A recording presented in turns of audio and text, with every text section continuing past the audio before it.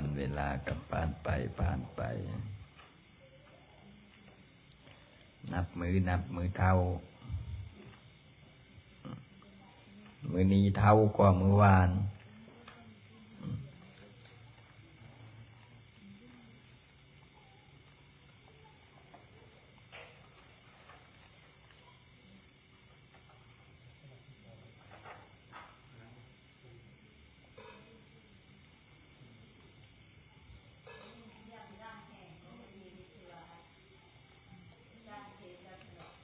นะโอ้อยู่บ้านได้ยินป่ะได้ยินแล้วก็เนาะดี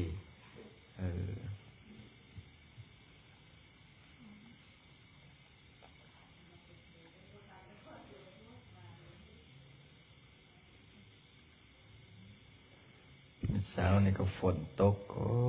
ฝนนี่ก็ได้ฝนตกดอกต้นยันโยมก็บินถ้าบ้านก็โอ้ย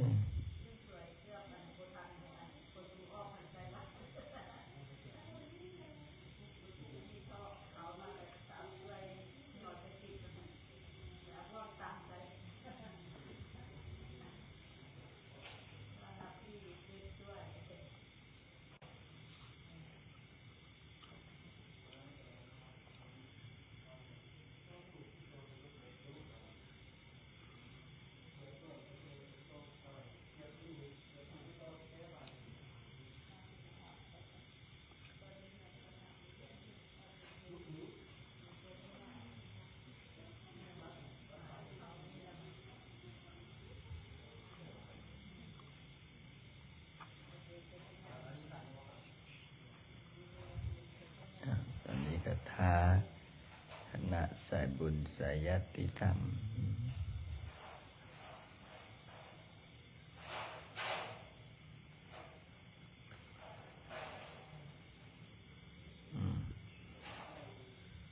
เขาก็คักได้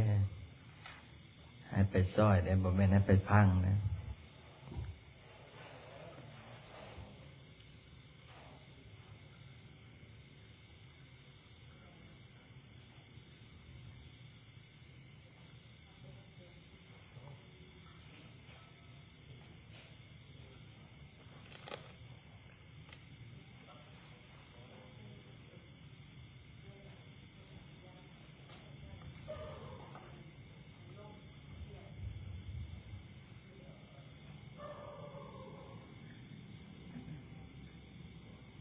ตอนได้มา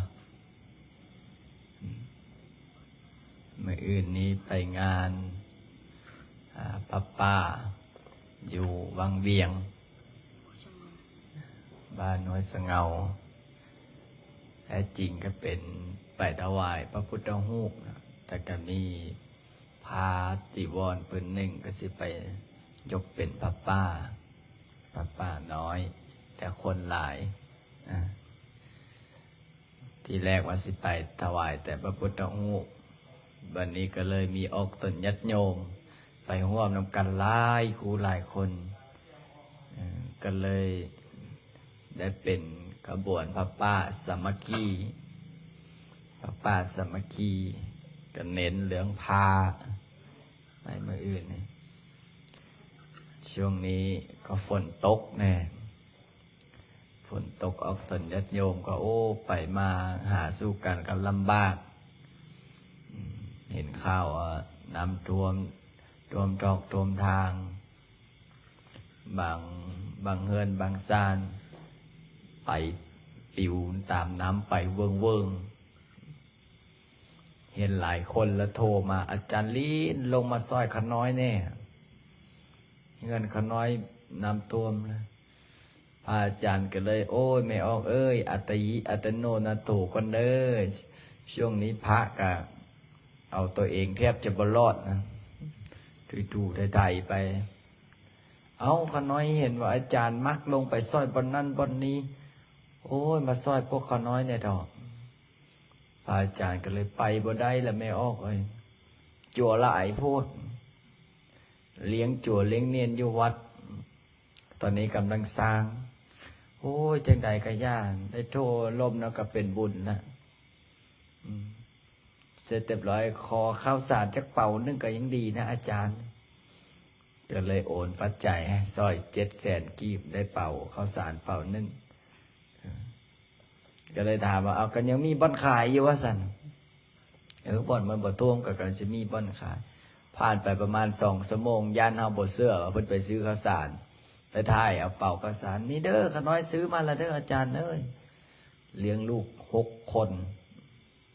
บ่แม่นลูกอยู่ในครอบครัว6 คนหลาน3ลูกอีก3เจ้าของอีกผู้นึงเป็น7ป่วยตายป่วยเฮ็ดเวียกไปเฮ็ดเวียกแล้วเกิดอุบัติเหตุตายก็เลยตอนได้เลี้ยงลูกเลี้ยงเตาเลี้ยงหลานลูกผู้ใหญ่ไปเฮ็ดเวียกอยู่ไทยโทรมาเล่าเป็นช็อตนี่เราว่าความลำบากพระอาจารย์ก็เลยบอกว่าบอกกล้าไปแล้วช่วงนี้เดี๋ยวเป็นกระแสอีกช่วงนี้วัดเรางดงามนะอยู่ตามร่องตามรอยนะวัดเราไปบิณฑบาตโปรดออกตนญาติโยมไปบิณฑบาตขอข้าวกินน้ำโยมละช่วงขอข้าวกินน้ำพอออกไม่ออกน้ำไตบ้านก็โอ้ยจนได้เป้ไอ้จวนน้อยบอกว่าไม่ออกก็บางมือก็จักไปหาหน่อไม้มาแต่สายยามนี่เนาะไม่ออกกันบางคนก็ใส่หน่อไม้บางคนก็ใส่ปักกันจองโอ้ยพระอาจารย์ก็เลยบอกโอ้แนวแซ่บก็นะหน่อไม้บางคนย่านบ่แซ่บต่ำเจียวกะปิไอ้พร้อมยานพระบอกหูอันนี้เด้ออาจารย์ต้องกินกับอันนี้เด้อคอยหูแล้วละอันใดแซ่บเพิ่นเฮ็ดแจ่วกับปีกฟ้าพร้อมได้เพิ่นยานบ่แซ่บไม่ออกว่าเอาพักกันจองให้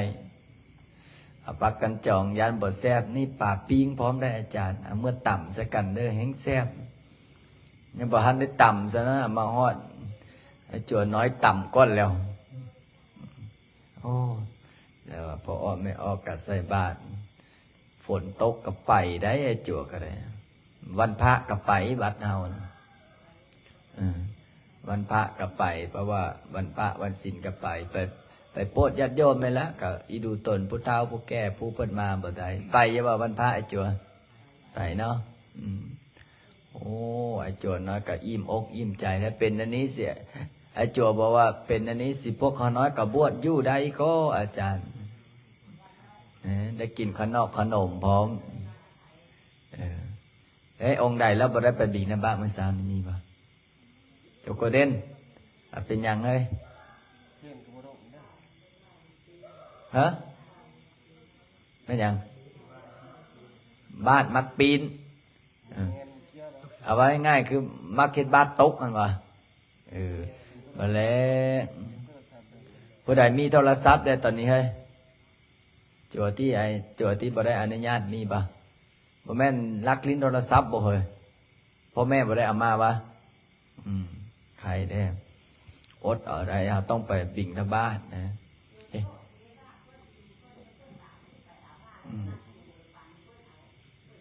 จะโตได้ไหวยี่ตี้จะโต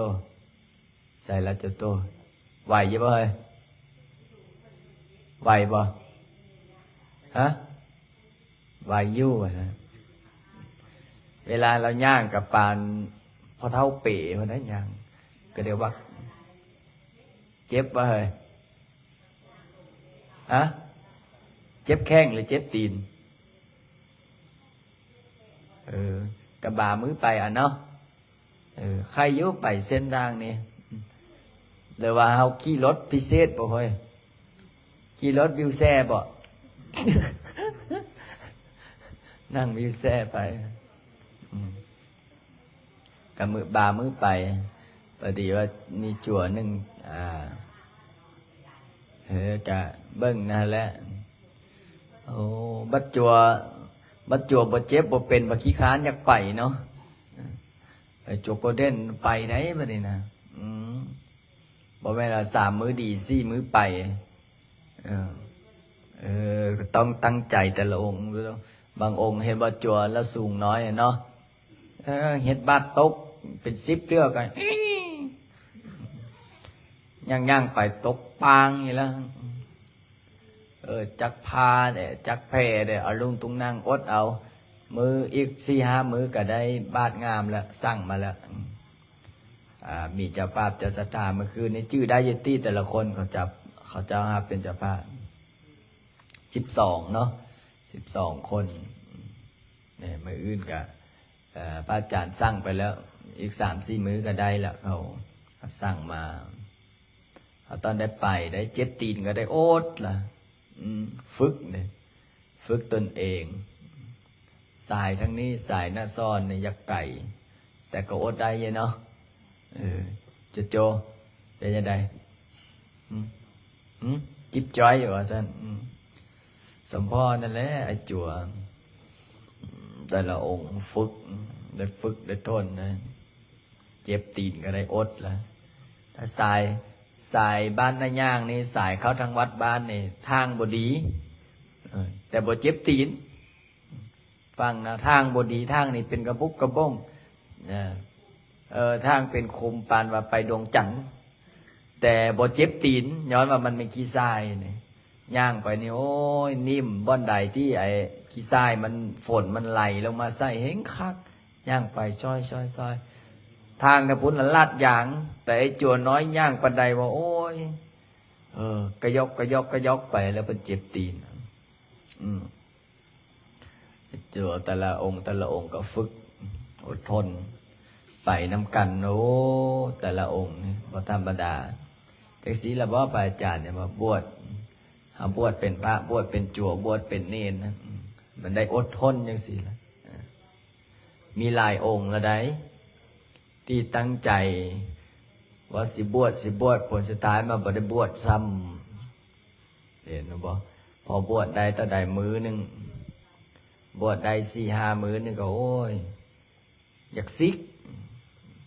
แต่บัดนี้บ่มีได้ตี้องค์อยากซิกฮะมีอยู่บ่กูเด่นบ่อยากซิกบ่เฮ้ยเอาคักๆไหนนั่นไปบิณฑบาตได้เพี้ยนกับแม่นบ่ลงซะบ่ว่าบ่ลงซ้ำโอ้สิได้โทรบอกพ่อละน้อยพ่อให้พ่อมาเบิ่งอะไรอย่าบอกให้พ่อขาน้อยมากก็คือเก้าอาจารย์เนี่ยต้องเปลี่ยนตนเองเนาะบ่แม่นอยู่เฮือนแล้วขี้คร้านมาอยู่วัดอย่างขี้คร้านคือจุกเปียกนี่เนาะเมียนอยู่ว่าจุกเปียกวะมื้อนี้พาจุกเปียกไปกิจนิมนต์ได้เท่าใดจุกเปียกได้300,000พุ่นสวดจนคอแหบคอแห้งว่าได้จะเปียกกับไส้เต็มที่ว่าสั่นก็เลยพระอาจารย์พาจะเปียกไปสวดเขาเจ้าอยากขายเงินก็เลยไปสวดเป็นสิริมงคลนะข้าเจ้าไปเจอแต่ละองค์เปลี่ยนกันไปแบบองค์ใดท่องได้จังเอาไปได้องค์ใดท่องบ่ได้เวลาพระอาจารย์สวดเลยนะโมเมปุตเตสัสสะละตนะตยะเจ้าของนกมือเยสิวอย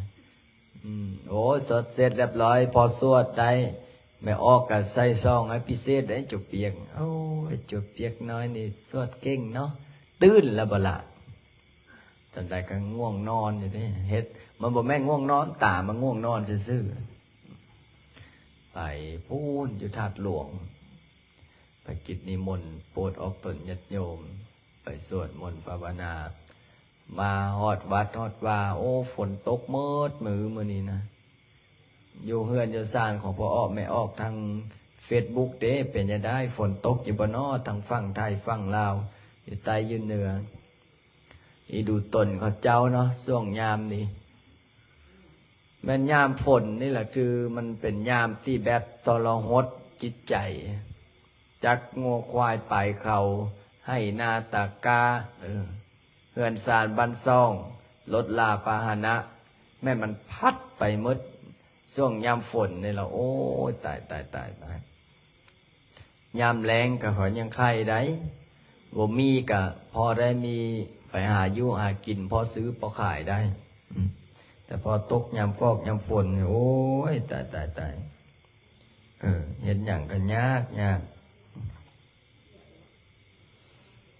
โอ้ผู้ใดพี่น้องไปปลอม Facebook ไปอาจารย์อีก คนพลังศรัทธาอย่างนี้พอตู้เขาเปลี่ยนคือว่ามันคนติดตามขึ้นเป็น1,200,000แล้วตายเอาย่ามันเถอะนี่โอ้ช่วยกันเบิ่งเป็นหูเป็นตาน้ำกันเลยอย่าเป็นลงเสื้อ Facebook ปลอมนะแจ้งตลอดเลยเห็นบ่บางคนบ่หูเนาะเอา Facebook ปลอมมาเว้าบอกโอ้ยพระอีหยังไปบอกเลขว่าซั่นเผอิญบอกกับปัดเมื่อก่อนนั้นเป็นยังว่าไปบอกทึกเนาะไม่เฮงดังเพิ่มอีกตายกูบาทนี่ทึกจะได้100 งวด 1,000 งวดบ่มีงวดนึงก็งวดนึงแล้ววะ Facebook ปลอมบอกเลขเอาซื้อพระอาจารย์อนาพระอาจารย์ไปเว้าเอาผลอื่นเขาบ่ซื้อได้ล่ะจะเต็มร้อย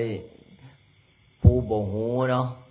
ออกตนญาติโยมผู้เฒ่าผู้แก่เลยว่าผู้เพิ่นบ่อ่านคะแนนหัวเขาก็ด่าแล้วเอาอีละเนาะพาลินเนาะว่าซั่นงูอันนี้กูก็ซื้อน้ำมึงว่าซั่นเสร็จเรียบร้อยพอซื้อตามงวดที่2มาจอยมังเห็นบ่จังซี่แล้วบ่พอบ่ถือก็เพิ่นจังด่าพอถือก็โอ้แม่นว่าซั่นบ่แม่นจังได๋ Facebook ปลอมมันเฮ็ดเป็น10 20เทื่อสิบ่มีเทื่อนึงก็เทื่อนึงเพราะฉะนั้นแล้วก็แจ้งเตือนออกตนญาติโยมโยมพ่อโยมแม่อย่าไปลงเสื้อ Facebook ปลอมเด้อไปลงเสื้อ Facebook ปลอมเด้เขาเฮ็ด AI คือมือนี่นะเฮ็ดคือคณะกะโตว่าเสียงก็แม่นคนก็แม่นภาพก็แม่นเสียทีแต่เนี่ยเดี๋ยวมันผลิตเงินบ่เป็นเท่านั้นแหละก็เลยว่าโอ้คู่มือนี่ผู้ใดที่ผมมีสติแม่นตกเป็นเหยื่อของสื่อโซเชียลตกเป็นเหยื่อของ AI นะมาเฮ็ดแต่งออกมาคือขนาดเห็นบ่เมื่อก่อนนั้นไปออกหนึ่งฮิตย้อนปิดย้อนโทรศัพท์ขอแต่งลง Facebook มู่เฮ็ดยอกกันซื่อๆนะแต่งท้ายให้ปึ๊บเอาผู้สาวน้อยไปแปะใส่ในข้างไอ้เพิ่นก็โพสต์ลงเฟซว่าโอ้ยินดีกับเสี่ยวเด้อว่าซั่นยินดีกับเสี่ยวเสร็จเรียบร้อยมาฮอดเฮือนบ่หลายเรื่องเมียฝ่ามือฟาดหูให้ซักแก้วใส่งอนดนเกือบตายจนได้เว้าความกันเสร็จเรียบร้อยพอเกิดเรื่องมาก็เลยถามเรื่องราวมันเป็นจังได๋เป็นจังได๋ขอยสิได้มีเมียน้อยอยู่ไสเอาบ่มีจังได๋เบิ่งนี่มึงภาพนี่เด้ซั่นเบิ่งดูภาพทั้งวิดีโอโอ้บักห้าเสี่ยวมันละเฮ็ดให้กูว่าซั่นไอ้เสี่ยวก็หาเสี่ยวก็สรรหาแต่แนวเจ็บเนาะนี่บ่เกือบตายผัวเกือบได้ผัวไม่ใหญ่เพิ่นนะก็เลยบอกว่าระวังได้ครับสมัยนี้บ่ออกไม่ออกระวังไว้ได้โซเชียลหลายคนหลายที่บ่พิจารณาแล้วเฮ็ดให้ตนเองเดือดร้อนไอ้จั่วเฮาก็คือกันช่วงนี้ช่วงยังน้อยนี่ยังฟ้าลินเนาะบ่สันเห็นว่าโอ้ยถ่ายลงเฟซบ่แม่นว่างัดกามก็โอ้ยเบิ่งนู้องค์นี้คือองค์นี้บ่งัดกามก็ลงเฟซพอดีตายแตกตึ้มเฮ็ดบ่วัดนึงอยู่ทางไอ้นั่นเฮ็ดไปอาบน้ำมายกกามยกไปยกมาหัวทั้งลงไอ้อ่างอันนึงโอ้ยหัวทั้งลงน้ำมันเห็นอยู่ที่หัวฟาดลงอ่างน้ำมันเคลือบลงเกือบตายนั่นล่ะบ่สั่นหาอยู่บ่เป็นนะถ้าบ่มี Facebook เขาก็บ่ฮู้ซ้ำเนาะหลายคนอยู่เห็นใน Facebook นะมีจั่วนึงเดี๋ยวว่าอยู่ทางเวียงนะลิ้นไอ้นั่นเด้ลิ้นล้อนะลิ้นล้อไอ้ซุกขี้เยอะยูไปยูมายูไปยูมาล้อไปส้นกับไอ้ข่างกุฏิห้อยอยู่ในอันนั้นตีนจะว่ออยู่เกือบตายปะนั้นผ ผู้ไปฮะกับบท่านซ้อยได้นะผู้สิตายแล้วถ่ายก่อนถ่ายรูปลงเฟซก่อนมึงยังมาถ่ายรูปกูอยู่นี่แล้ววะกูสิตายแล้วเนี่ยโอ้เฮ็ดไปเฮ็ดมาเกือบตายจั่วเฮากันระวังได้แต่ละองค์ล้อห้ามสุกลิ้นได้เนอจะแมบเนอนะบ่แม่นว่าตกกลางคืนมู่นอนกลางค่ำกลางคืน11 2 โมงกลางคืนคือสิบ่มีไปเห็นแล้วบ่กูสิลุกมาลิ้นผู้เดียวบัดนั้นล่ะเขาเล่าว่าผีเด็กน้อยกลางคืนลุกมายุแอ๊กแอ๊กแอ๊กแอ๊กแอ๊กอย่างไม่ออกแห่งขี้ยานผีบัดนั้นขนาดตัวมาเล่นเป็นตัวมาเล่นพันนานยังว่าผีหลอกเห็นบ่จุแม่ทรงแม่ซีหรือจุแม่คอกแม่ขาวจุคำมาบวชได้ยินเสียงหมาหอนก็โอ้พี่มาซะโอ้ไปเสื้อหมาสิกันแล้วนะหมาเห่ามาหอนจะเพิ่นก็ว่าผีจังมันเห่ามันหอนเนี่ย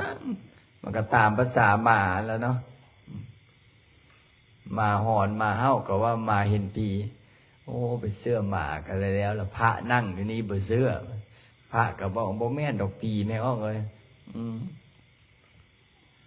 ถ้ามีผีแท้สิโอ้สิอยู่ใดกับแม่แพ้มีแต่แพ้เมตตาภาวนาเห็นว่าหลายคู่หลายคนมาสวดมนต์ภาวนานำพระอาจารย์แต่ละคนคนจิตอ่อน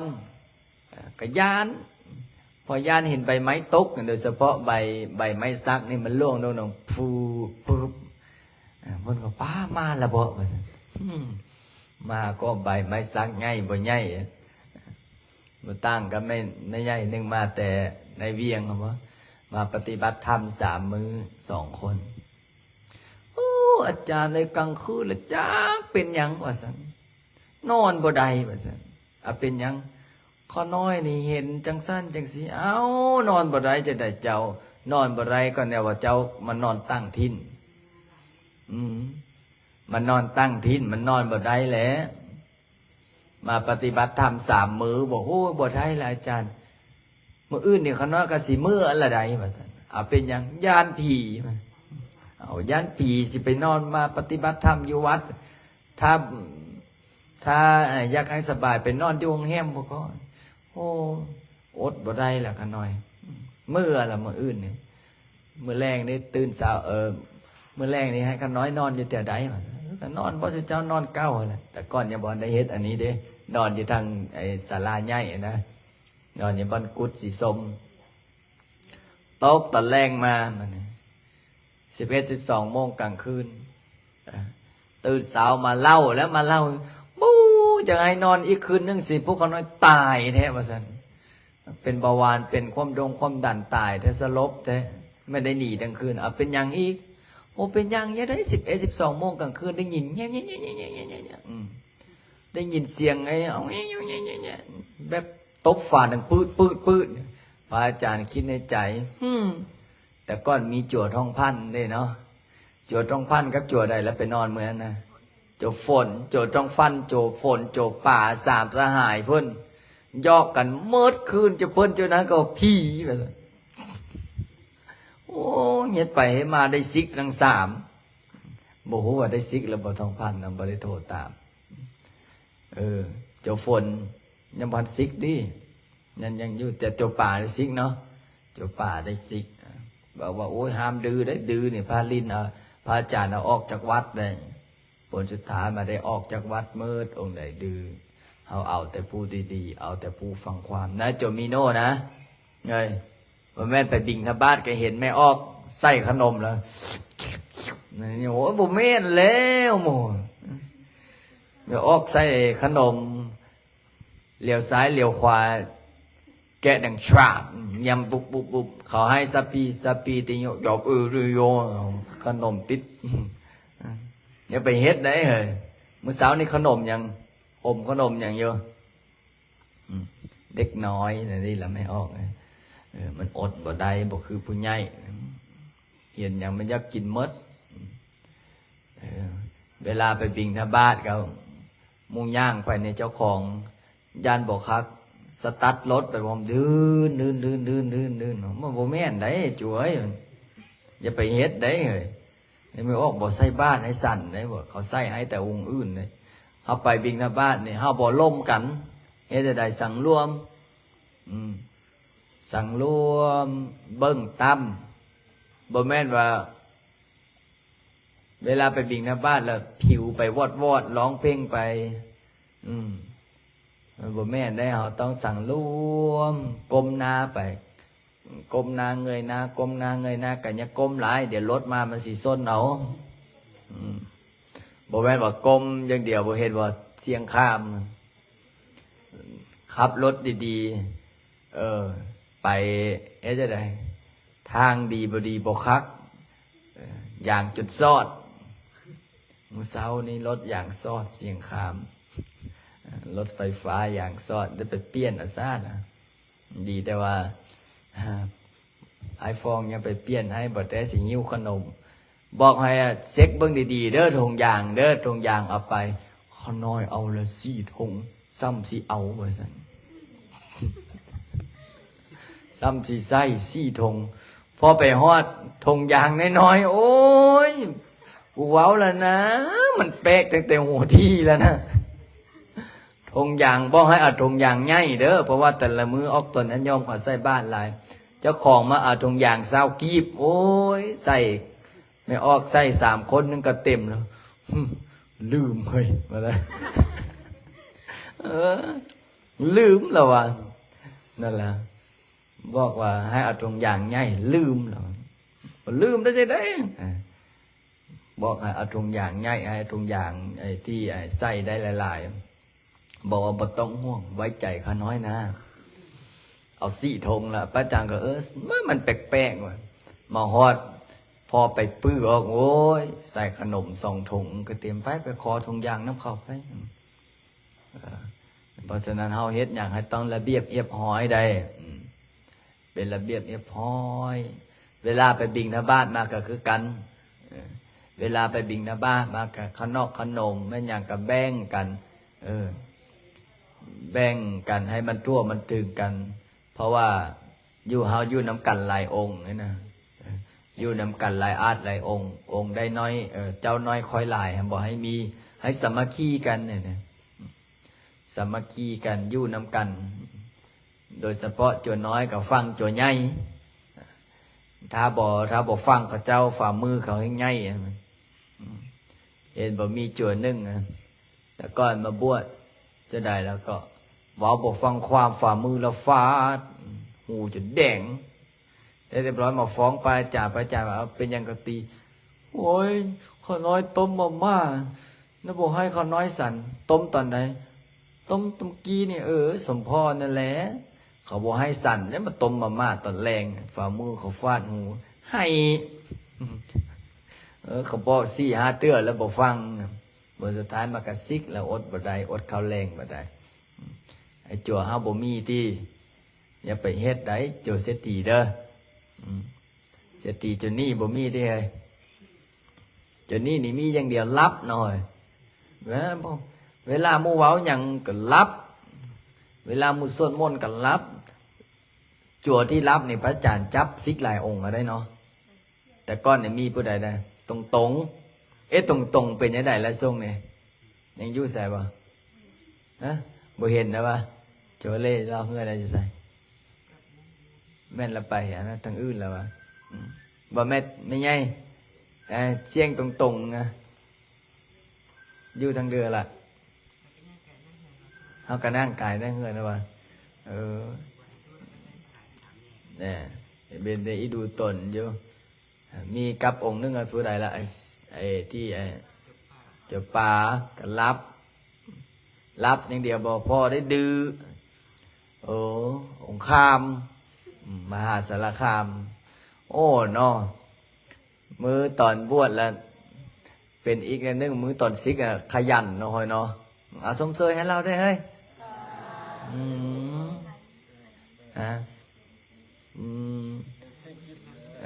กันยังใคร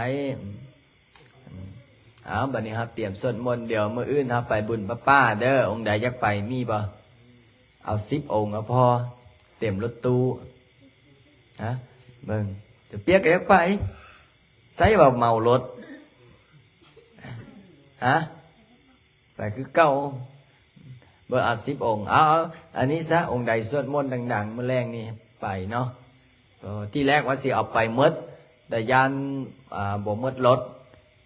เพราะว่าอีกอย่างก็เอาไปหลายคณะหลายรถบัสไปน้ำกันตอนนี้เห็นประธานวุฒิแจ้งมา10 กว่าคันดู10 กว่าคันสิมีบ่อนจอดสิมีบ่อนอยู่บ่เนาะวัดบ้านห้วยสังเงาอาจารย์อันนั้นเพิ่นกำลังสร้างสิมเพิ่นกำลังสร้างสิมก็ไปซอยเพิ่นเฮานี่ของพระอาจารย์นี่ส่วนหลายนี่พระอาจารย์นี่เฮ็ดอันนี้นะครูบาอาจารย์มีแต่มาถวายกำลังใจได้บ่ท่านได้มาถวายปัจจัยฟังนะเพิ่นยังบ่ทันได้มาถวายปัจจัยแต่เพิ่นมาถวายกำลังใจแต่ก็เอาเถอะพ่อแม่ครูบาอาจารย์มาถวายกำลังใจก็สุดยอดแล้วล่ะได้ช่วยเป็นการอยู่นี่ศาลานี่ไกลแล้วล่ะยังเหลือแต่ใส่ฟ้าเพดานนี่ก็สิใส่ไหมงามๆแกะสลักแกะสลักเอกคักเก่งงามๆแต่ช่วงนี้ให้ปูนให้อันนั้นมันแห้งก่อนออกแบบคิดแบบก่อนแบบเฮ็ดใจเย็นๆแล้วมื้อวันที่27นี่มียกยอดเสาฟ้านี่ยอดเสาฟ้าก็เอามาได้เบิ่งก่อนให้เจ้าภาพเจ้าศรัทธาเพิ่นเบิ่งเพิ่นเห็นก่อนยอดเสาฟ้านี่ยอดเสาฟ้าที่จะยกเนาะมื้อวันที่27ยกยอดเสาฟ้าแล้วก็วางศิลาฤกษ์พระพุทธรูปพระเจ้าองค์ดำสูง10 เมตรสูง10 เมตรเลยความสูงนี่10 เมตรฐานนี่7 เมตรหน้าตักพระพุทธรูป5 เมตรใส่งบอยู่ประมาณ2 ล้านกว่าบาท2 ล้านกว่าบาทก็ค่อยเฮ็ดค่อยเป็นค่อยไปค่อยหาไปละเก็บ10เก็บ5นะเก็บ10เก็บ5แต่พระอาจารย์สิบ่เฮ็ดซองเมื่อก่อนนะมีคนมาหลายคนถามว่าอาจารย์วัดอาจารย์คือบ่เฮ็ดซองแพร่พระอาจารย์ว่าพระอาจารย์บ่เฮ็ดซองแพร่เพราะว่าปกติพอออกไม่ออกก็ซองขวัญซองขึ้นเฮือนไม้ซองแต่งงอกแต่งงานซองไปงานนั้นงานนี้ก็หลายแล้วยังเอาซองวัดพระอาจารย์ไปเตื้อเพื่อเพราะว่าวัดพระอาจารย์เฮงมักเฮ็ดบุญพุ่นเมื่อก่อนนะมีคนมาแจกซองพระอาจารย์ว่าโอ้โนแคนเซิลพระอาจารย์จะบ่รับซองจะบ่รับซองเด็ดขาดเพราะว่าเดี๋ยวถ้ารับซองเดี๋ยวมันสิคือว่านั่นแหละโลกสมัยนี้เนี่ยเนาะเขาก็บ่ฮู้ว่าผู้ใดเป็นจังใดจังใดบางทีเขาเจ้ามาอีกแบบหนึ่งเขามาอีกแบบหนึ่งเขาเจ้าเฮ็ดอีกแบบหนึ่งแล้วเฮ็ดอีกแบบหนึ่งก็เลยบอกว่าบ่รับซองวัดพระอาจารย์บ่รับซองยานไม่ออกยันมีซองมาหลายเพราะฉะนั้นแล้วก็แจ้งข่าวเปล่าเตือนศรัทธานาบุญเนาะมื้อวันที่27ตอนเช้าก็สิมีพิธีไหว้พระรับศีลสิใส่บาตรเนี่ยบ่ไอ้จัว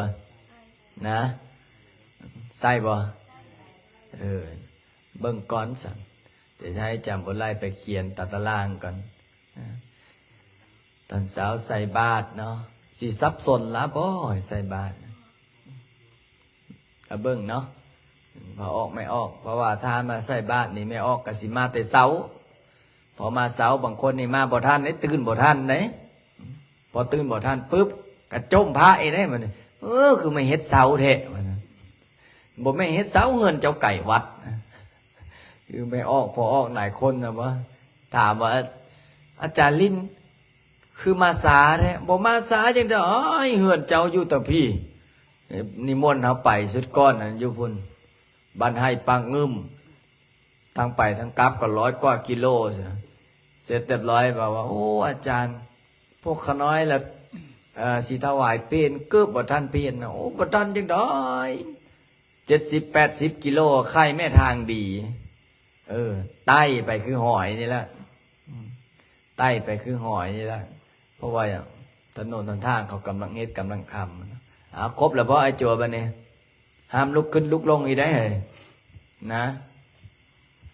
สวดมนต์เด้อมื้อนี้เด้อ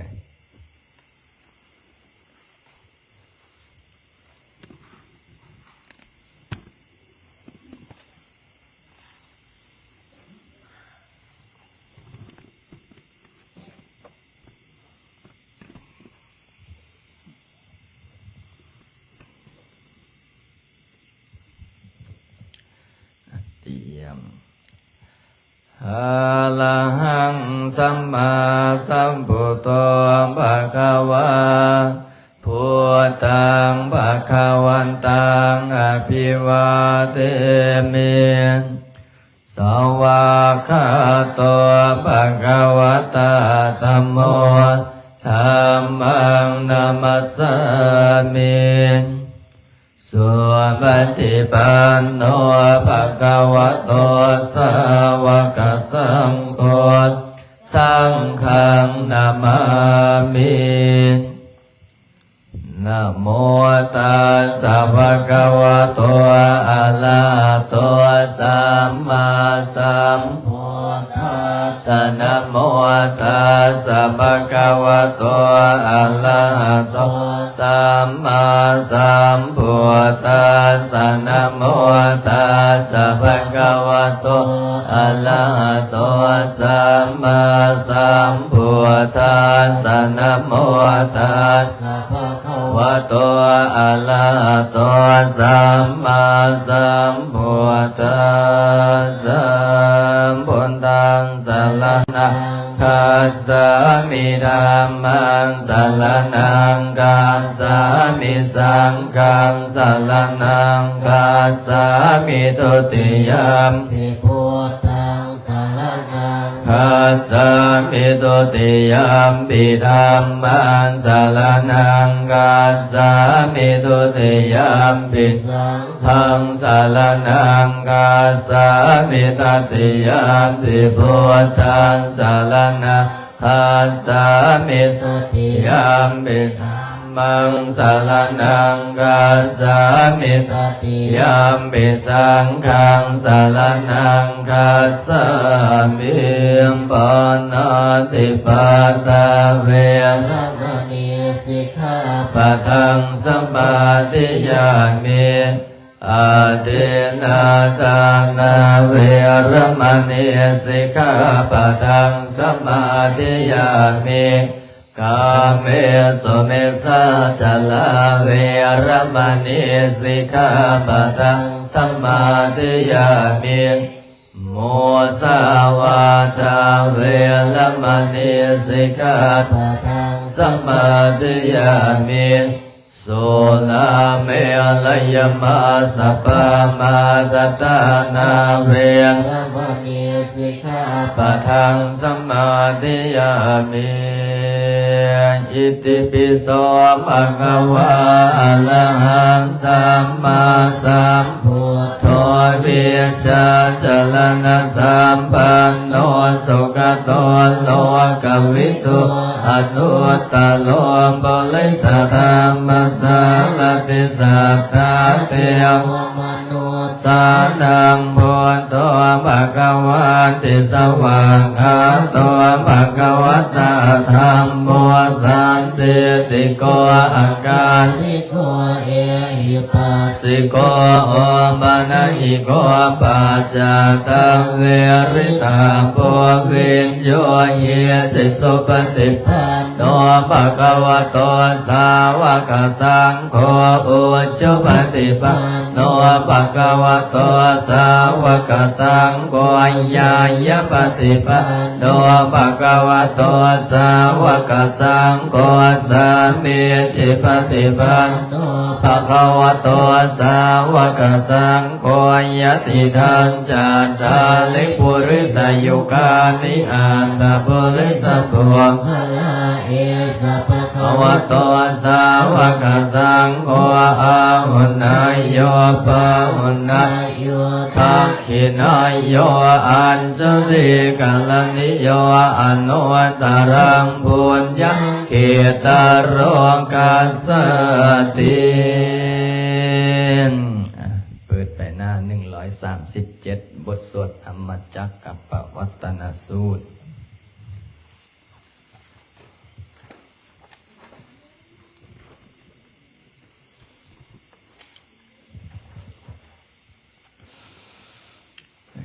ตูตอนนั้นมาทางนี้หน่อยนึง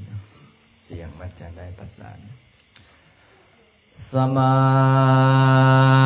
นตันจังกวาเรสุอันรังคาสันโดเทวตา สัทธัมมังมุนิราสัสสะโสนันตุสากโมคาตังสังเฆกาเมจารูปเพกิเลสิการะตะเตจันดาริเควิมานเน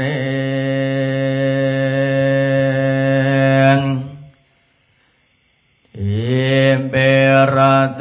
จักขเม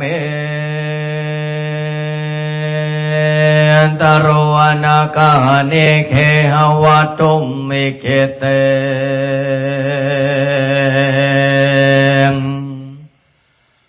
โอมาจยันดุเทวา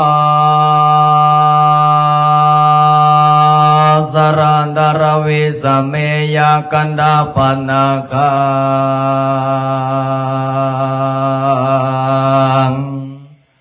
เตตันตาสันนิเกยังมุนิวรวาสนังสาตโวเมสุนันตุ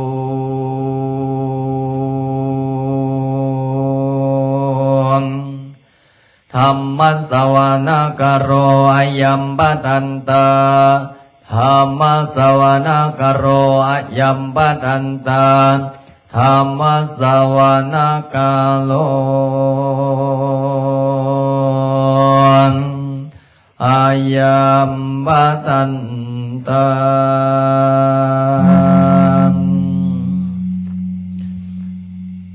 สาธุสาธุคุณพระพุทธเจ้าคุณพระธรรมคุณพระสงฆ์คุณบิดามารดาคุณครูบาอาจารย์คุณงามความดีคุณศีลคุณธรรมพยอินทร์พยภูมิพยยมบราชท้าวจตุโลกกำบาลทั้งสี่เจ้าที่เจ้าทานเจ้าลักษณ์ศาสตร์เทพไตรเทวาพ่อปู่แม่ย่าปู่องค์ดำแม่ย่ามณีจันทร์ปู่เวสสุวรรณข้าพเจ้าขออาราธนานิมนต์มาร่วมเอาปู่โมทนาสวดมนต์ไหว้พระจำศีลภาวนาอยู่วัดป่าบุญนรินทร์นาคารามบ้านนายางเมืองนาไซทองนครหลวงเวียงจันทร์แห่งนี้มาร่วมสร้างบุญมาร่วมสร้างบารมีมาร่วมอธิษฐานสวดมนต์มื้อนี้สวดธรรมจักรน้อมเป็นถวายพุทธบูชาธรรมบูชาสังฆบูชานะโมตัสสะภะคะวะโตอะระหะโตสัมมาสัมพุทธัสสะนะโมตัสสะภะคะวะโตอะระหะโตสัมมาสัมพุทธัสสะนะโมตัสสะภะคะวะโตอะระหะโตสัมมาสัมพุทธัสสะนะโมตัสสะภะคะวะโตอะระหะโตสัมมาสัมพุทธัสสะเอวเมสุตังเอกังสัมมายังภะคะวะปาราณสียาวิหารติสิปัตตเนมิขตาเยตาตระโกภะคะวะปัญจวัคคีย์เยปิโคอามันเตสิตเวเมภิกขเวอันตปาปสิเตนะนะเสมิขพายโยจายังกาเมสุกามสุขันลิกานุโยโกหิโนธัมโมปุถุสนิโกอนาริโยอนันตสันนิโตโยจะยังอันตกิลมัตตานุโยโกสุโกอนาริโยอนันตสันนิโตเอเตเตภิกขเวโพอันเตอนุปปัมมะมัสสิมาปฏิปทาตถาคเตนะอภิสัมพุทธัส อกุกลนีญาณการณียอุปสมัยยะอภิญญายะสัมปวตายะเนปานายะสังวันตติ กตม มาจัสสาภิกเวมัสสิมาปฏิปทาตถาคเตนะอภิสัมพุทธาจัก กุกลนี นิยานการณียอุปสมัยยะอภิญญายะสัมปวนายะเนปานายะสังวันตติ เนวะอลิ ลิโยอาตังกิโกมังโคเสยติทัง สัม มาติติสัมมาสังกัปปะสัมมาวาจาสัมมากัมมันโตสัมมาอาชิวสัมมาวายามโมสัมมาสติสัมมาสมาธิอายังขอสาภิกขเวมัสสิมาปฏิปทาตถา คเตนะอภิ โอทาจังกุกลนียานการณียอุปสมัยยะอภิญญายะสัมปวนายะนิพพานายะสังวันตติทังขอพนาภิกขเวทุกขังอริยสัจจังสัตติปิทุก ขาสลาม ปิทุกขามลนัมปิทุกขังโสกปลิเทวทุกขโทมนาสุปายาสาปิทุกขาอาปิเยหิสัมปโยชน์ โคทุกโคยัมเปียสัง ขังทุกขอยำปิสัมนลปฏิธัมปิทุกขังสังกิเตนะปัจจุปัฏฐานาขันธาทุกขาอิทังโกปนาภิกขเวทุกขสมุทัยโยอริยสัจจังญาณ ตัณหานุ โพโนภวิกานันดิราสสหกตาตาตราพินันดินิเสยติตังกามตันนาภวตันนาวิภวตัน ตัณหาอิทัง ขอปนาภิกขเวโตกนิโรโตอริยสัจจังโยตาสายเยวตันนายะเสสวิลังกนิโรโตจังโกปฏินิสังโกโมติอนาระโยอิดังปานาภิกขเวโตกนิโรธกามินีปฏิปทาอริยสัจจังอายเมวะอริโยอาจังกิโกมัง โคสายทิ ทังสัมมาทิฏฐิสัมมาสังกัปปะสัมมาวาจาสัมมากัม มัน โตสัมมาอาศิวะสัมมาวายามะสัมมาสติสัมมาสมาธิทังทุกขังอริยสัจจันติเมภิกขเวปุเปอนันโน สุเท สุธรรมเมสุจากโคงอุตตปาทิญาณังอุตตปาทิปัญญาอุตตปาทิวิชชาอุตตปาทิอาโลโก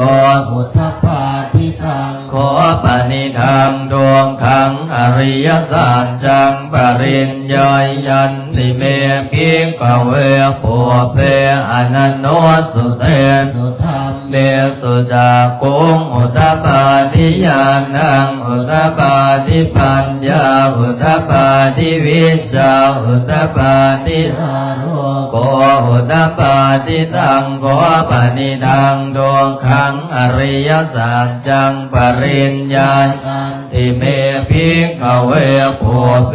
อนันโนสุเทสุธรรมเมสุจากกุงอุตตปาทิญาณังอุตตปาทิ ทิปัญญาอุทธปาทิ ทิวิชชาอุตตปาทิอาโลโกอุตตปาทิทังทุกขสมุทัยโยอ ริยสัจจันติเมภิก ขเว ปุเพอนันโนสุเตสุธัมเมสุจักขุงอุตตปาทิญาณังอุตตปาทิปัญญาอุตตปาทิวิชชาอุตตปาทิอาโลโกอุตตปาทิตังโกปนิทังโลกสมุทัยโยอริยสัจจังปัญตาปันติเมภิกขเวปุเพ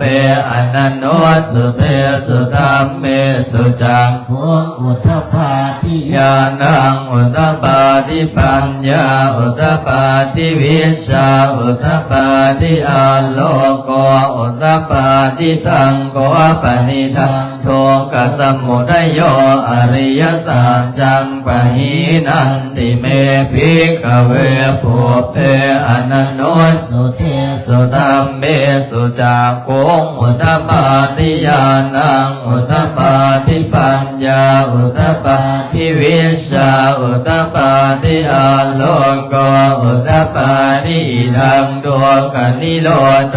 อริยสัจจันติเมภิก ขเว อนันโนสุเตสุธัมเมสุจักขุงอุตตปาทิญาณังอุตตปาทิปัญญาอุตตปาทิวิชชาอุตตปาทิอาโลโกอุตตปาทิตังโกปนิทังโดกันิโรโตอริยสัจจันสาสิ กาตาปัน ติเมภิกขเวปุเพอนันโนสุเตสุธัมเมสุจักขุงอุตตปาทิญาณังอุตตปาทิ ทิปัญญา อุตตปาทิวิชชาอุตตปาทิอาโรโกอุตตปาทิตังโฆปนิทังดวงกนิโรโตอริยสัจจันสาสิ กาตันติเม ภิกขเวปุเพอนันโนสุเตสุธัมเมสุจักขุงอุตตปาทิญาณังอุตตปาทิปัญญาอุตตปาทิวิชชาอุตตปาทิอาโรโกอุตตปาทิอิทังดวงกนิโรธคามิเนียปฏิปทาอริยสัจจันติเมภิกขเวปุเพอนันโนสุเตสุธัมเมสุจักขุงอุตตปาทิปัญญาอุตตปาทิปัญญาอุตตปาทิวิชชาอุตตปาทิอาโลโกอุตตปาทิตังโฆปนิทังโทกนิโรธคามิเนียปฏิปทาอริยสัจจัมภาเวตาพัมติเม ภิกขเวปุ เพ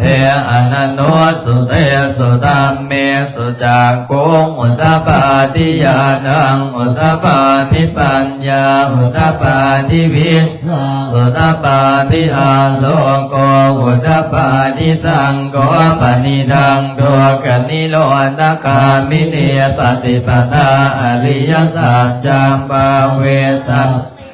ภิกขเวปุเพอนันโนสุเตสุธัมเมสุจักขุงอุตตปาทิญาณังอุตตปาทิปัญญาอุตตปาทิ ทิวิชชาอุทธปาทิ ทิอาโลโกอุตตปาทิ วันติเมภิกขเวปุอิเม ญาวกิวันจะเมภิกขเวอิเมสุตตัวสุอริยสัจเจสุเอวันติปริวาตังทวาตสังกัลลังยตาภูตังญาณทัสสนัง นัทวิโส สุดังอโหสิเนวตาวาหังภิกขเวสเทวเกโรเกสมาระเกสพรัมบเกสัสมณพามณิยา ปัสสายะเทว วมโนสายอนุตตรังสัมมาสัมพุทธิงอภิสัมพุทโธปัจจัญญาสิงยโตจะโคเมภิกขเวอิเม สุตโต สุอริยสัจเจสุเอวันติภริวัตันตวาดสักกาลังยตาภูตังญาณทัสสนัง สุวิโส ทังอโหสิยถาหังภิกขเว สเทวเกโรเกสมาระเกสพรหมเกสสมณพาม มณิยาปัสสายะ สเทวมโนสายะโนตรังสัมมาสัมพุทธิงอภิสัมพุทโธปัจจัญญาสิงญาณัญจพนะเมทัสสนังอุตตปาติอโกปาเมวิโมติอายมันติมาชาตินาติตานิปุณภวติอินามะวะจะภะคะวาอันปัญจวังกิยาภิกขุภะคะวะโตภาสิตังอภินันดงอิมัสสมินจะปนวัยยกรัสสมิงปัญญมาเนอายาสมะโตก่อนดานญาสวิลสัมธรรมจากโคมุตตปาติยังกินจิสมุทัยธรรมังสาพันตังนิโรธธรรมันติภวติเตจะภะคะวตาธรรมจากเกภูมิ เทวาสันตมโนสาเวสุเอตัมภะคะวตาภาราณสิยังอิสิปตเนมิกทาเยอนุตตรังธรรมจักขังภวติตังอาปฏิวัติยังสมเนนวาพรหมเนนวาเทเวนวามาเรนวาพรหมุนาวาเกณจิวารโรกัสสมินติภูมานันเดวานังสัตตังตตวาจาตุมหาลาสิกา เทวาสัตตมนุษย์สา เวสุจาตุมหาลาสิกาเทวานังสัตตังโสตวาตาวติงสาเทวาสัตตมโนสาเวสุตาวติงสานังเทวานังสัตตังโสตวายามาเทวาสัตตมโนสาเวสุยามานังเทวา สัตตัง สุตวาตุสิตาเทวาสัตตมโนสาเวสุตุสิตานังเทวานังสัตตังสุตวานิมมานรติเทวาสัตตมโนสาเวสุนิมมานรตินัง เท วานังสัตตังสุตวาบาลนิมมิตาวสวัต ทีนัง สัตตมโนสาเวสุปะละนิมมิตาวสวัตตินังเทว วานังสัต ทังโสตวาพระมะปริสัสสาเทวาสัต ตม โนสาเวสุพระมะปริสัสสานังเทวานังสัตทังโสตวาพระมะปโลหิตาเท เทวา สัตตมโนสาเวสุพระมะปโลหิตานังเทวานังสัต ตัง สุตวามหาพระมาเทวาสานมโนสาเวสุมหาพระมา นังเทวาว านังสาทังสุตวาปลิตตภาเทวาสานมโนสาเวสุปลิตตภานัง เทวานังสัต ทังสุตวาอปมานาภาเทวาสานมโนสาเวสุอปมานาภานัง เทวานั นังสันทังสุตวาอาภัสสลาเทวาสันนมโนสาเวสุอาภัสสลานัง เทวานังสัต ทังสุตวาบาเลนสุภาเทวาสันนมโนสาเวสุบาเลนสุภานัง เทวาว านังสันทังสุตวาอัปมาณสุภาเทวาสันนมโนสาเวสุอัปมาณสุภานัง เทวานั นั ง งสันทังสุตวาสุภคิมมากาเทวาสันตมโนสาเวสุสุภคิมมากา นังเทวาว านังสันทังสุตวาเวหปราเทวาสันตมโนสาเวสุเวหปรานังเทว วานังสัตตัง สุตวาอเวหาเทวาสันตมโนสาเวสุอเวหานัง เท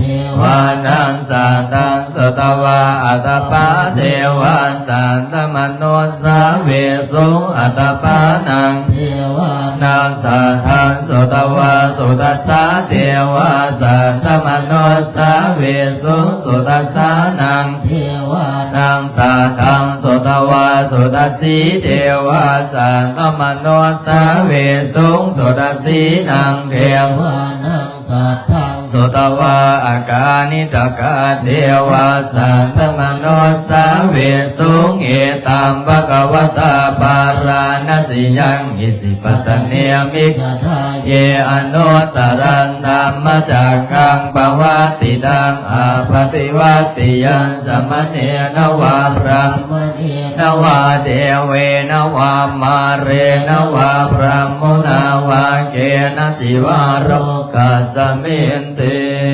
อิติอเทลกเนนะเตนะโมเตนะยาวะพระมโลกาสัตโตอาโภคาสิอนันจตัสสิโรกตาตุสังกัมปิสัมปะกัมปิสัมปะเวทิอาปมาโนจะโอราโรปาตุระโหสิอติกเมวะเทวานังเทวานุภาวังอรโคภะคะวาอุดานังอุดาเนสิอัญญาตะโกโกนดัญโยอัญญาสิวัตโพโกนดัญโยติติดังอายสมัตโตโกนดัญญาสัญญาโกนดัญโยตเวพนามังอาโหสิติเปิดไปหน้าที่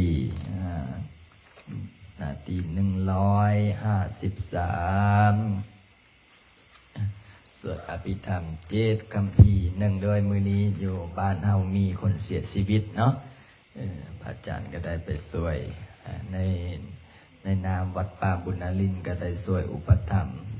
เป็นครอบไปอบอุ่นครอบครัว5 ล้านกีบมื้อนี้เอาสวดอภิธรรม7คัมภีร์นะบทสวด153เด้อนะโมตัสสะภะคะวะโตอะระหะโตสัมมาสัมพุทธัสสะนะโมตัสสะภะคะวะโตอะระหะโตสัมมาสัมพุทธัสสะนะโมตัสสะภะคะวะโตอะระหะโตสัมมาสัมพุทธัสสะนะโมตัสสะ สัพพะคะวะโตอะระหะโตสัมมาสัมพุทธัสสะกุศลธัมมากุศลธัมมาอาภยกตาธัมมากตเมธัมมากุศลายตมิงสมเยกามะวจรังกุศลังจิตตังอุปันนังโหติโสมนัสสหกตังญาณสัมปยุตตังโลภาลัมมนังวาสัทธาลัมมนังวาคันธารัมมนังวารสาลัมมนังวาโพธาภารัมมนังวาธรรมาลัมมนังวายังวาปนาตัสมิงสมเยภาโสโหติอวิกโหติเยวาปนาตัสมิงสมเยอัญเยปิอัตติปฏิสมุปปันนาอรูปิโนธัมมาอิเมธัมมากุศลาปัญจขันธาโลภขันโทเวทนาขันโตสัญญาขันโตสังขาราขันโตวิญญาณขันโตธาตกตโมรูปะขันโตยังยินจิโลปังอติตานาคตปัจจุบันนาอาชาตังวาปะหิทาวะโอราริกังวาสุขุมังวาหินังวาปณิตังวายังโยเรวาสันติเกวาตเตกาจังอภิสัญโยหิตวะอภิสังกิปิตวะอายังโวจาเตโลปะขันโตสังฆโหอสังฆโหสังฆหิเตนะอสังฆหิตังอสังฆหิเตนะสังฆหิตังสังฆหิเตนะสังฆหิตังอสังฆหิเตนะอสังฆหิตังสัมปโยโกวิปโยโคสัมปโยเตวิปโยตัง วิปโยเตนะสัมปโยตังอสังไกตังสัพพัญญาติโยขันธปัญญาติอายตปัญญาติธาตุปัญญาติสัจจปัญญาติอินทรียปัญญาติโมกรปัญญาติเกตาวตาบุกรานังบุกราปัญญาติสยมิโมโตอสยมิโมโตโกปธัมโมอโกปธัมโมปริหานธัมโมอปริหานธัมโมเจตนาคาโพอโน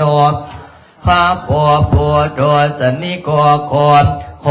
พโยปรโตอภโยปรโตคาปังกัมโนอาคาปังกัมโนอนิยโตอนิยโตปฏิปันนโกปเรติโตอรหะอรหัตายปันติปันโนบุคโลอุปลาติสาจัมสาสิกาตพลมัตเถนาติอามันตายโยสาสิกาโตปลมันโตตโตโสบุคโลอุปลาติสาสิกาตมมานันเถนาตินะเหวัตตาเพอาชานาอินิกหังหันจิบุคโลอุปลาติสาสิกาตปลมันเทนาเตนวัตเลวัตตาเพโยสาสิกาโทปลมาโทตโตโสบุคโลอุปลาติสาสิกาตปมาเทนาติมิชาเยเกจิกุสลันตัมมาสัพเพเตกุสลมูลาเยวาปนกุสลมูลาสัพเพเตธัมมากุสลาเยเกจิกุสลาธัมมาสัพเตกุสลมูเลนะเอกโมลาเยวาปนกุสลาโมเลนะเอกโมลาสัพเพเตธัมมากุสลาเหตุปัจจโยอลัมปัจจโยอติปติปัจจโยอนันตระปัจจโยสมันตระปัจจโยสนันปัจจโยอัญญมัญญปัจจโยนิสยปัจจโยอุปนิสยปัจจโยปุเรสาตปัจจโยอาละหะปัจจโยอินทรียปัจจโยชานะปัจจโยมาคะปัจจโยสัมปโยตปัจจโยวิปโยตปัจจโยอาติปัจจโยนาติปัจเวกปัจจโยอเวกตปัจจโยสัมปจิตสามินาสันติโมภมมาธรรมะเทวาสัพเพอิภมมาธรรมะเทวาอภิลาภาภวันตุเมมหาปุญโยมหาราโภภวันตุเมมิเตภะโหอติพุทธมะหุนะโมวิลโคนายังวิลาอิงสาวิลาทัสสีวิลาทัสสาวิลาอิติโยปุรัสสมานิมามาพุทธัสสะสวะโหสัมเพ่งเพ่งวาภาเลือเลือสามปฏิสามีนาสันสิโมภมมาจมหาเทวาสัพเพยัคฆาปรายันติภมมาจมหาเทวาอาภินภวันตุเมมหาปุญโยมหาราโภภวันตุเมมิเตภะโหอติพุทธมะหุนะโมพุทธายะวิลันนายังวิลาอิงสาวิลาทัสสีวิลาทัสสาวิลาอิติโยปุรัสสมานิมามาปุรัสสะสวะโหสามปฏิสามิเพ่งเพ่งเลือเลือสามปฏิสามินาสันสิโมภมมาจมหาเทวาสัพเพยัคฆาปรายันติภมมาจมหาเทวาอภิลาภาภวันตุเมมหาพุญโยมหาราโภภวันตุเมมิเตภะโหอติพุทธมะหุนะโมพุทธายะวิลาตาโยวิลโคนายังวิลาอิงสาวิลาทัสสีวิลาวิลาอิติโยปุรัสสมานิมามาพุทธัสสะสวะโหสัมปฏิสามิภ าบาลือเลือสามปจิสามินาสังสีโมภมมาจะมหาเทวาสเพนพลายันติภมมาจะมหาเทวาวิลาบาภวันตุเมมหาปุญโญมหาราโภภวันตุเมมิเทวาโหติพุทธาม อาอุนะโมพุทธาย าวิลานาโยวิลโกนายังวิลาอินทาวิลานาสีวิลานาสาวิลาอิติโยปุรสามานิมาบาปุรสาสวะสามปฏิสามิเพ่งเพ่งบาบาลือลืออินติปิโสวิเศษอิเศษพุทธนามิอิเมนะพุทธตังโสอิโสตังพุทธปิติอิติปิโสวิเศษอิเศษพุทธนามิอิเมนะพุทธตังโสอิโสตังพุทธปิติอิติปิโสวิเศษอิเศษพุทธนามิอิเมนะพุทธตังโสอิโสตังพุทธปิติอิติปิโสวิเศษอิเศษพุทธนามิอิเมนะพุทธตังโสอิโสตังพุทธปิติอิติปิโสโยมาลาจโน พระเวสสุวรรณโนมาลา นังสุขังอรหันสุขโตนะโมพุทธายะอิติปิโสโยมาลาจโนทเวสสุวรรณโนมาลานัง ตุขัง อรหันสุขโตนะโมพุทธายะอิติปิโสโยมาลาจโนทเวสสุวรรณโนมาลานังสุขังอรหันสุขโต นะโม พุทธายะอิติปิโสโยมาลาจโนทเวสสุวรรณโนมาลานังสุขังอรหันสุขโตนะโมพุทธายะกายวาจาจิต ทางอาหัง พันธนาการนิพพานีองค์นำเส้นสิเลจันนานาคาลาวิสุทธิเรวัตเอตัญจามาลาโพปิโยนาคกันตาปาลิตังกายวาจาจิตัง อาหังวันทานาคาธิพอดี องค์นำเส้นสิเลจันนานาคาลาวิสุทธิเทวาภูเจมิเมตัญจามาลาโพ ปิโย นาคกันตาปาลิตังกายวาจาจิตังอาหังวันทานาคาธิพอดีองค์นำเส้นสิเล กันทานา คาลันวิสุทธิเทวาภูเชมิเมตัญจามหาราโภปิโยนาคากันนาปาลิตังข้าพเจ้า ข้าพเจ้า ระลึกถึง ระลึก ผ ถึ ล ง พระพุทธเจ้า พระพุทธ ผล เจ้า พระธรรม คุณพระธรรม ผลพระสงฆ์ พระสงฆ์ บิดามารดา บิดามารดา ครูบาอาจารย์ อาจารย์ จงมาดลบันดาล จงบันดาล ให้ใจของข้าพเจ้า ข้าพเจ้า จงรวมลงเป็นสมาธิ จงรวมลงเป็นส พุทโธ มาธิ ธัมโมสังโฆ พุทโธธัมโม พุท สัง โธ โฆ ธัมโมสังโฆ พุทโธธัมโมสังโฆ พุทโธธัมโมสังโฆ พุทโธธัมโมสังโฆ พุทโธพุทโธ พุทโธพุทโธพุทโธ ลำดับต่อไปนั่งสมาธิภาวนา ตอนนี้ฝนกำลังตกเนาะฝนกำลังตกก็นั่งเฮ็ดจิตเฮ็ดใจให้สบายสบายนะฝนตกแทบจะบ่ได้ยินเสียง เพราะว่าหลังคาเฮามุงโดยกระเบื้องดินขอ เก็บเสียง โอ้คักเป็นบุญเป็นบารมี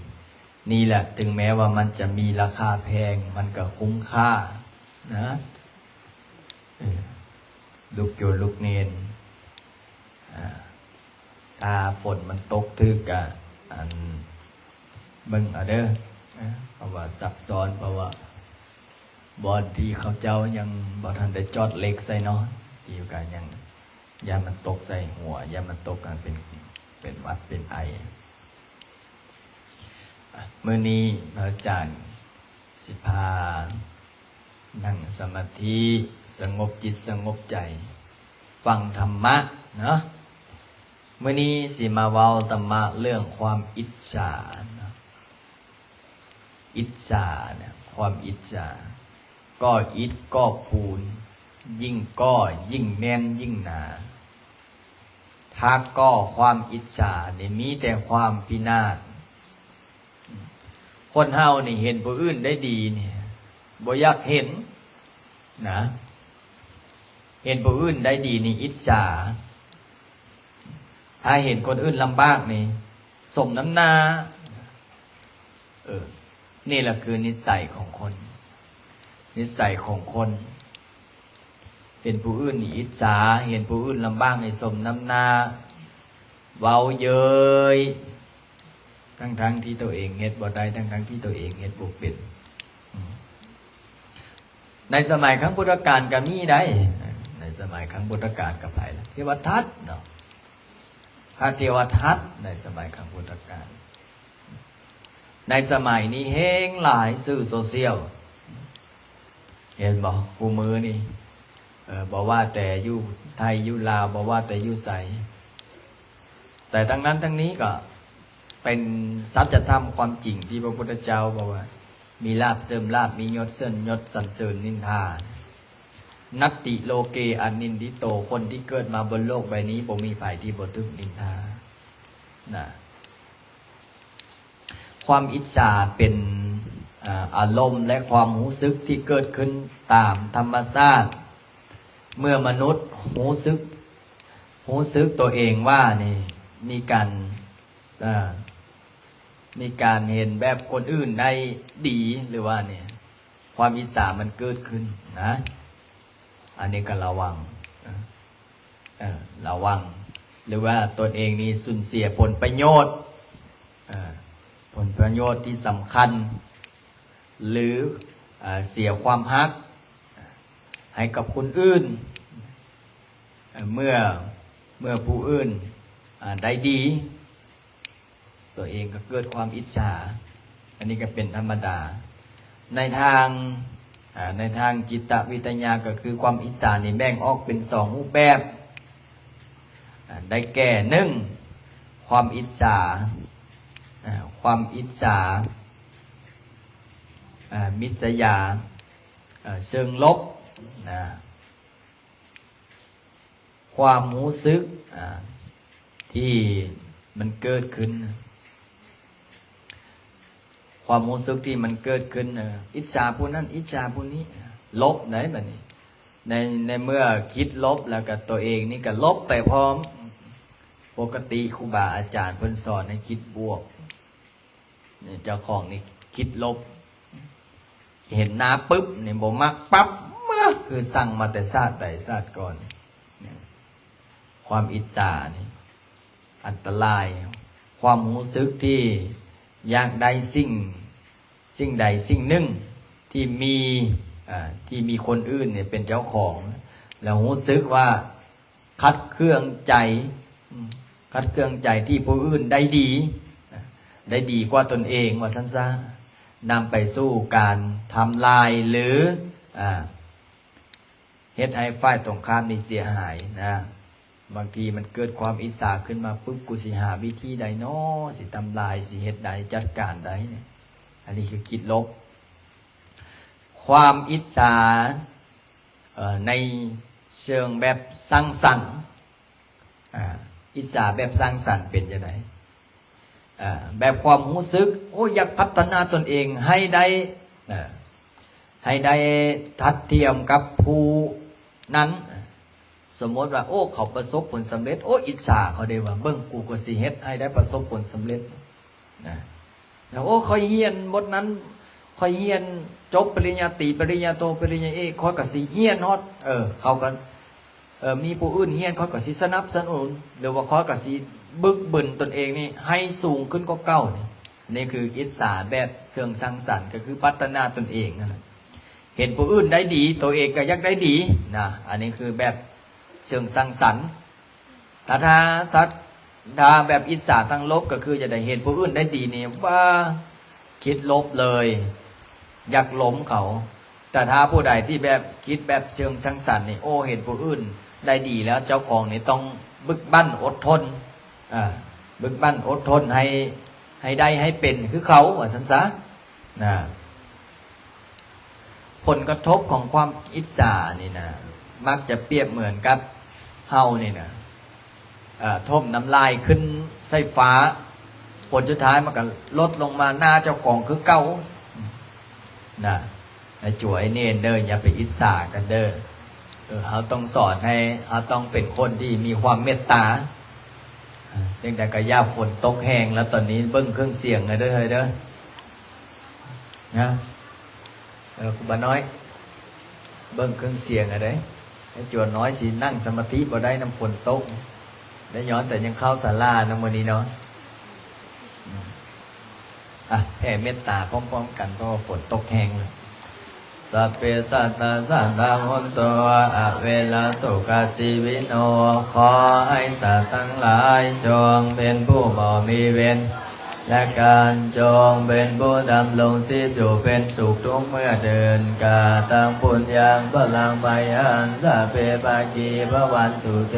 ขอให้สัตว์ทั้งสิ้นนั้นจงเป็นผู้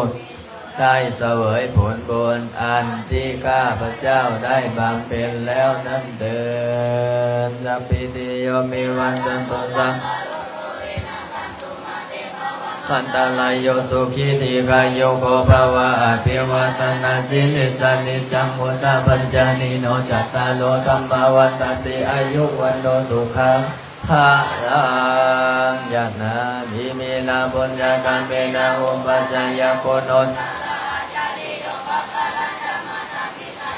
ทักกะจังสุเลโยจันติมัลลาสากุณาวันตานันลาปิจาปุมมามัลลาจาอินทาจตุโลกาปาลัญจเทวตายามุสัจจมัสสตาเวเลกาเปจัสสะเพสะตาตุกิโอโตปุญญาเนภะกาตานิเปสุขัจจติเวนันเปตุกิปัมปะเปนะโวมันตังอิมินะปุญญากัมเปนะอิมินะนาเปเจวัตโนปันดานาเสนานังเยสัตตาเยหินารมมายาวานิปานาโตมามังนาสันโตสัพพตาเยวัญญาสัสสะโตภเวภเวโอโจเจนะสันติปัญญาสัลลิโกเปริยามินากาสังกาตุนจาวรเยโสเมโพธาติปวโลนาโตตัมโมนาโตวันโลตัมโมนาโตปัจเจกบุตโตจันสังโฆนาโตตโรมามันเตสุตัมมานุภเวนะมโรกัสสารพันโตมาทุกขปัตตันหายาโสกปัตตันจันติโสกวุนตุสัพเพเปปานิโนเอตาวตาจาเปสัมปตัมปุญญาสัมปตันสัพเพเทวะอนุโมทันโตอะระหังสัมมาสัมพุทโธภะคะวะพุทธังตังอภิวาเทมิสวากขาโตภะคะวะตาธัมโมธัมมังสามิสุปฏิปันโนภะคะวะโตสังโฆสังฆังนะมามิสาธุโอ้ยฝนตกขออภัยญาติโยมเด้อมื้อนี้ฝนตกกันเลยเวลาสวดมนต์ก็เลยบ่ได้ยินเสียงปานใดเตรียม1 2 3วันสรีวันนาวิวัฒน์วันสรีวันนาวิวัฒน์วันสรีวันนาวิวัฒน์วันสรีวันนาวิวัฒน์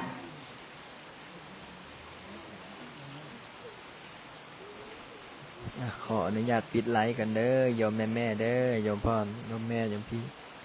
วันที่27เด้อยกยอดเสาฟ้าเนาะ27เด้อยกยอดเสาฟ้า